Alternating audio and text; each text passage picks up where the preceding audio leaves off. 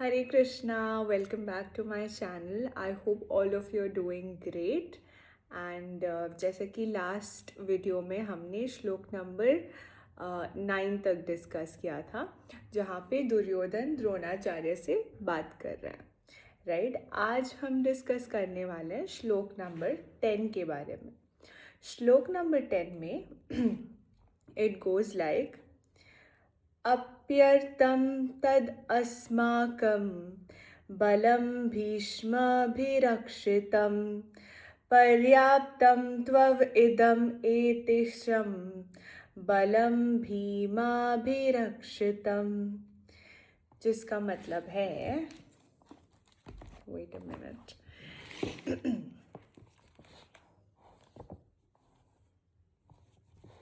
हमारी शक्ति अपरिमेय है और हम सब पितामह द्वारा भली भांति संरक्षित हैं, जबकि पांडवों की शक्ति भीम द्वारा भली भांति संरक्षित होकर भी सीमित है। यहाँ पर दुर्योधन ने तुलनात्मक शक्ति का अनुमान प्रस्तुत किया है।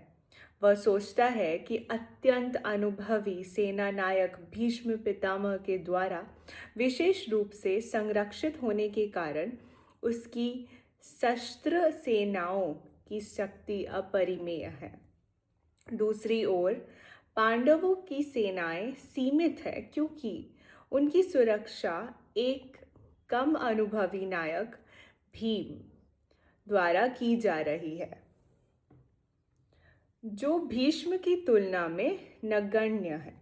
दुर्योधन सदैव भीम से ईर्ष्या करता था, क्योंकि वह जानता था कि यदि उसकी मृत्यु कभी हुई भी तो वह भीम के द्वारा ही होगी, किंतु साथ ही उसे दृढ़ विश्वास था कि भीष्म की उपस्थिति में उसकी विजय निश्चित है, क्योंकि भीष्म कहीं अधिक उत्कृष्ट सेनापति हैं।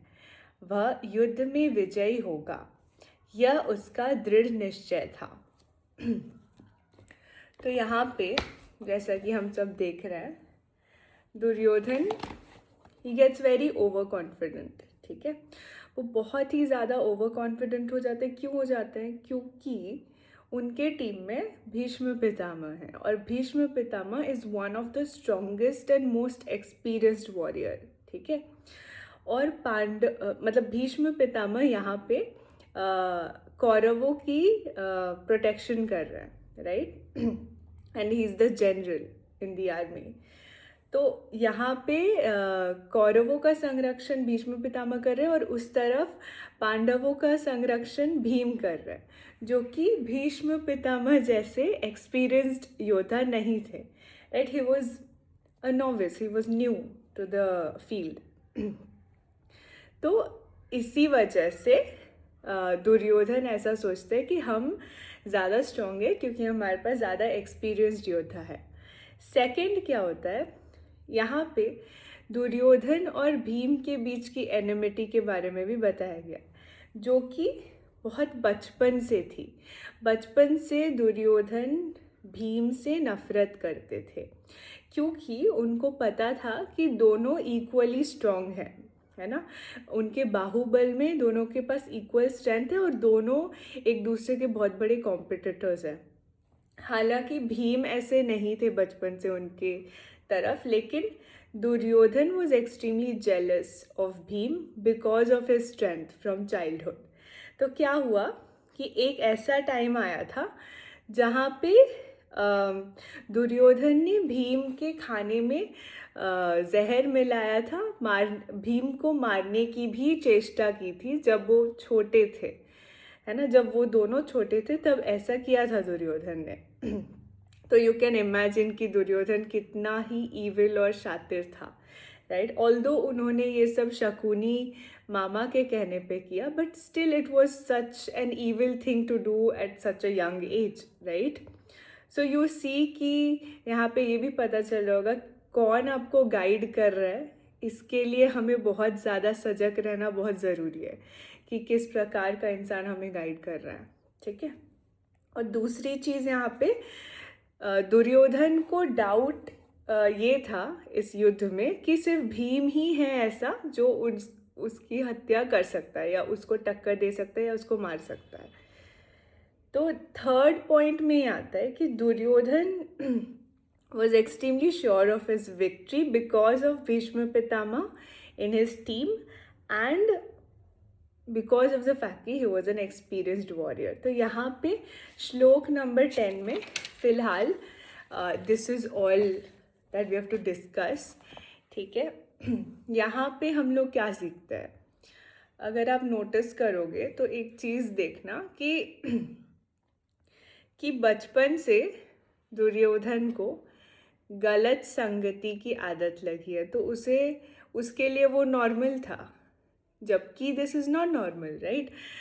Adding poison to someone's food and trying to kill that person, this is a very evil thing to do. And then because for him वो उस चीज़ को रिपीटेटिव पर्पस में करता चला गया, बिकॉज ऑफ जो उसको इंस्टिगेट कर रहे थे, कौन, शकुनी, वो उसके अपने ही मामा थे जो उसको ऐसे गलत डायरेक्शन में भेज रहे थे।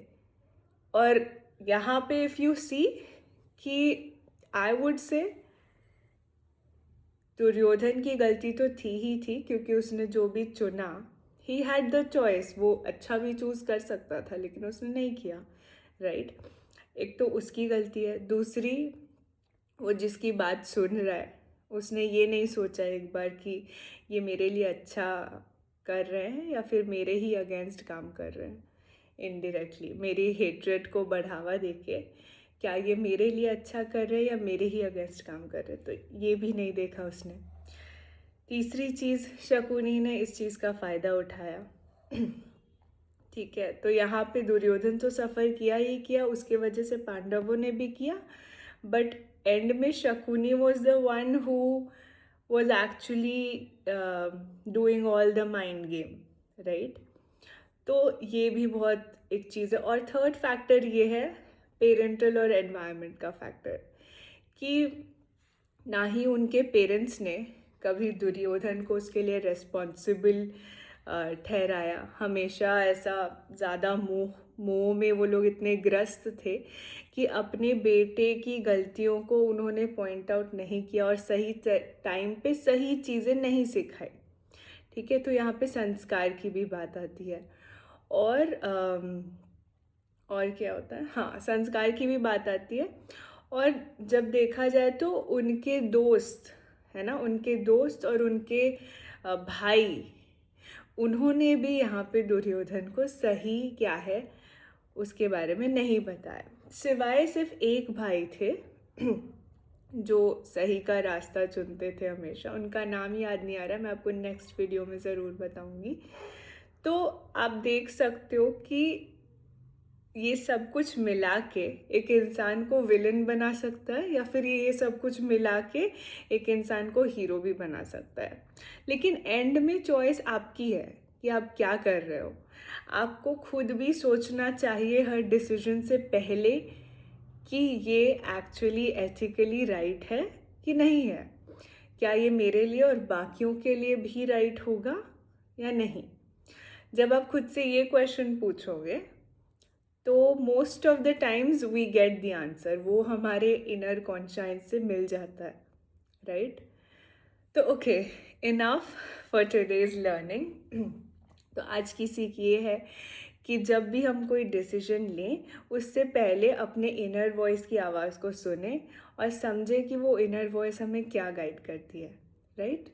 चलिए, तब तक you guys take care of yourself, also like and subscribe to my channel, share with the people you think it will help and benefit, because you know बांटने से ही चीज़ें बढ़ती हैं, तो ज्ञान जितना बांटोगे उतना बढ़ेगा, ओके।